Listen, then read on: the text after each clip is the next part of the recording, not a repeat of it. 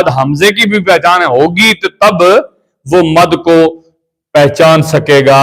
तो हमने एक मिसाल कल लिखी थी, सवाउन। ठीक है जी। हरफ मदा कौन सा है इधर बिलाल? अलिफ। होंठों में मत बोलो ना, इसको खुद बोलने दो। और उसके बाद क्या है? हमजा।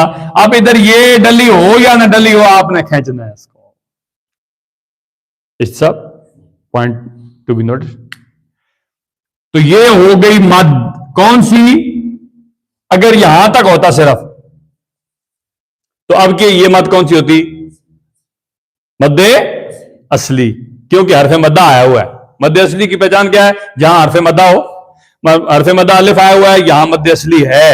मद्दे फराई अब शुरू हो गई, जब हमने हमजा लगाया तो अब मद्दे फराई होगी, क्योंकि